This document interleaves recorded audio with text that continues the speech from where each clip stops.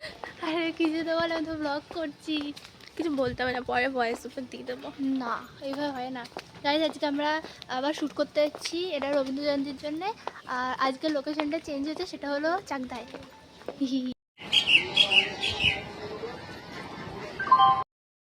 Guys আমি station দিয়ে যখন নামছিলাম, তো আমার সাইডে একটুখানি পেট দেখা যাচ্ছিলো। তো একটা আন্টি বলছে কি দেখ এইটুকুনি হয়তো বেরিয়েছিল, দেখা এইটুখানি জাস্ট বেরিয়েছিল।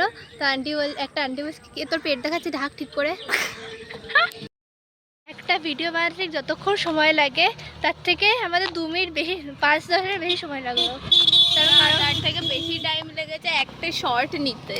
আমরা একটা করে শর্ট নিতে রেডি হচ্ছি, আর বাইক আসছে, এখন মানুষ আসছে, কুকুর আসছে, শিয়াল আসছে। গাইস শিয়াল আসছে, এসে খাও খাও করছে।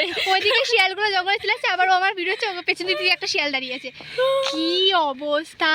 এই ভর দুপুরে কবে থেকে যে শিয়াল ডাকে ভগবান জানে। আমার এই শিয়ালগুলোর গলার জোরের থেকে আমাদের বাড়ির কুকুরগুলোর গলার জোর বেশি। কিরকম একটা ভাবে ডাকছে, খুয়া খুয়া করে। বাই। ভিডিও বানানোর চক্করে আমার পা পুড়িয়ে ফেলেছি আমি। এই গরমের এই পিচ রাস্তার মধ্যে আমি খালি পায়ে নাচ করছি। হ্যাঁ এ ভালো, জায়গাটা ফাঁকা আছে, মজা পেয়েছি। আর আমরা এই জায়গাটায় এসে অনেক বড় ভুল করেছি, আমাদের জন্য মুকুন্দনগরই ঠিক ছিল।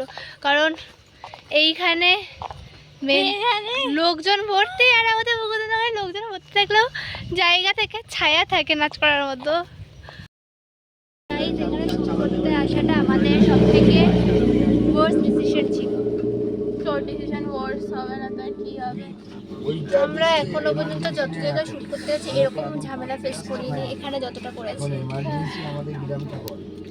ওই চাকদার ওইখানটা থেকেও অত ঝামেলা ফেস করিনি ভাই।